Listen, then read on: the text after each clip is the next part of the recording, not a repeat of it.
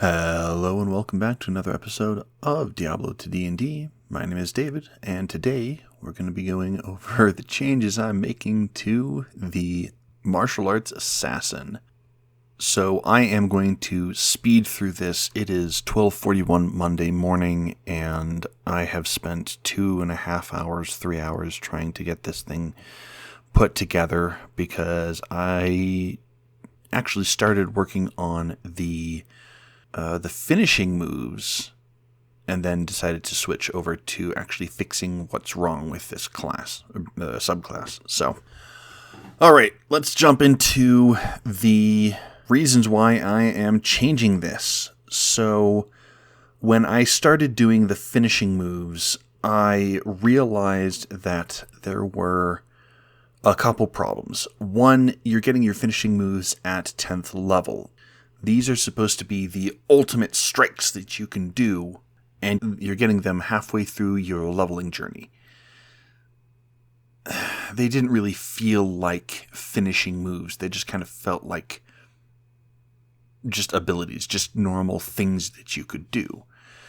And then I looked over the whole class and just kind of was like, or the subclass, and was just like, it doesn't feel like it's the martial arts assassin, because the martial arts assassin in Diablo is built around a system of charges. You hit multiple times with this certain ability, and it builds up certain charges, and then you burn them on an attack or a finishing move, and you deal additional effects, or you deal more damage, or stuff like that. And the way that I ported the subclass over just didn't feel like that. It just felt meh. And there were some other things that, like, they worked, but it just didn't, meh. I don't know. I my brain is mush right now trying to get all of this stuff in. So I wanted to fix. I wanted to do a couple of fixes. Oh, that was another thing. The damage that this class could deal was insane. I mean, if you pick up Fists of Fire, and then you pick up Tiger Form, and then what Dragon Claw was, in Diablo it does multiple attacks. In the version that I had, it's a bleed. But at every level, when you pick up these abilities, you're dealing far more damage than you should have been dealing for that level. But that is what those abilities do. So, yeah, how do I get all of this fixed?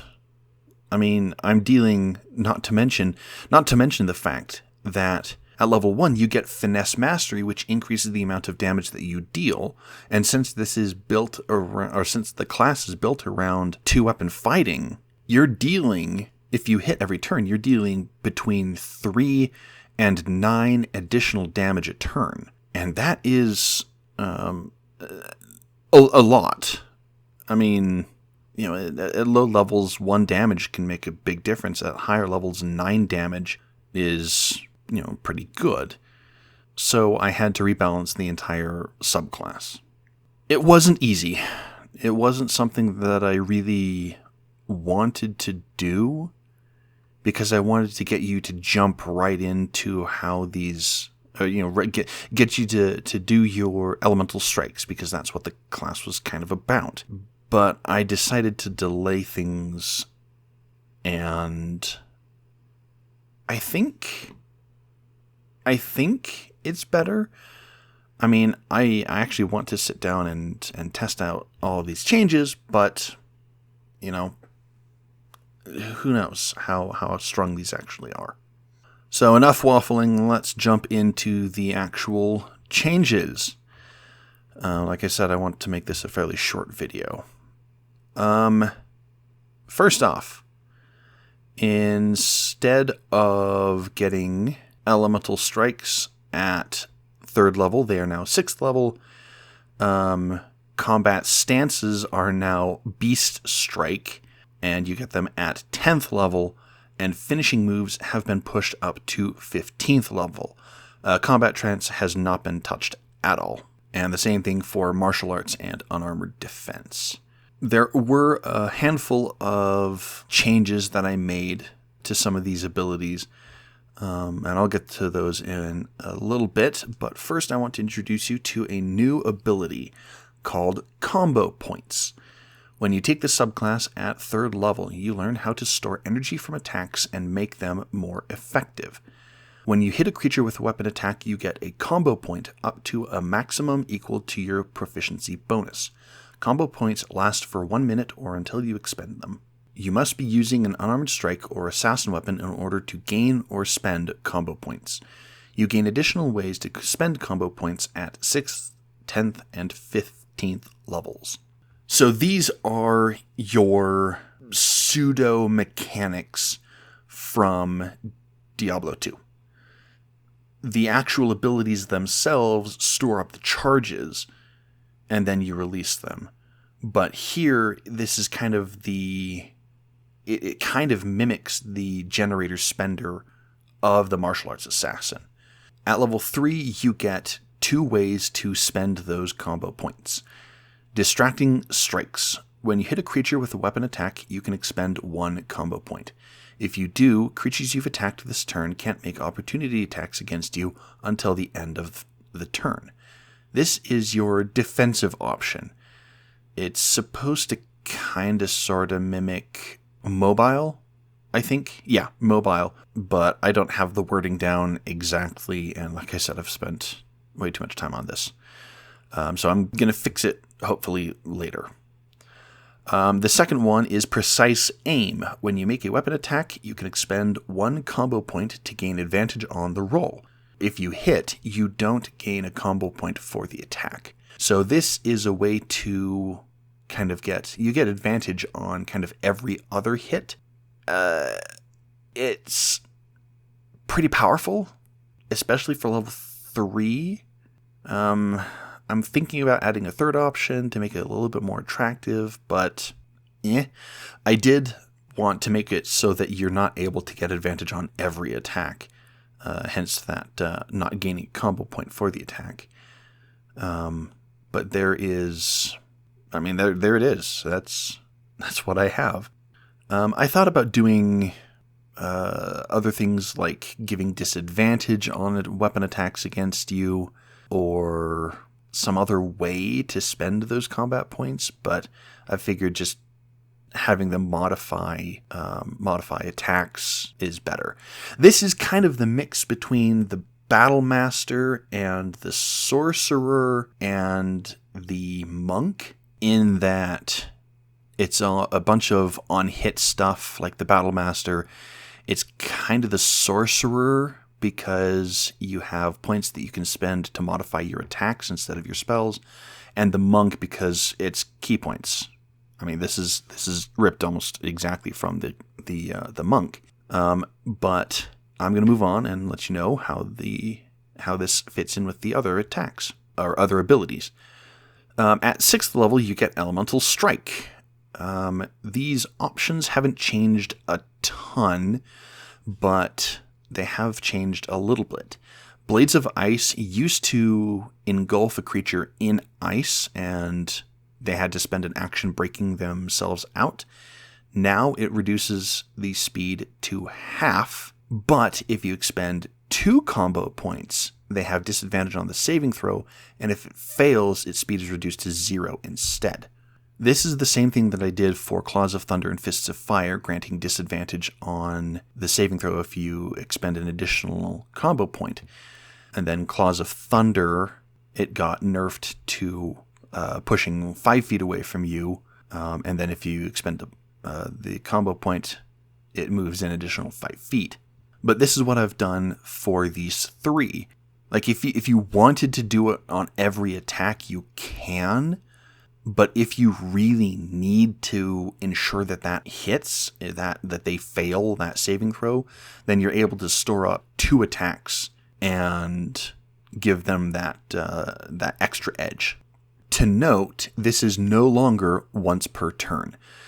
bumping up 3 levels, I decided that once per turn was a bit too restrictive, and I wanted you to use these abilities. You still only learn 1 elemental strike, but you can change it every level if you wish. At 10th level, you get the Beast Strikes, formerly Combat Stances.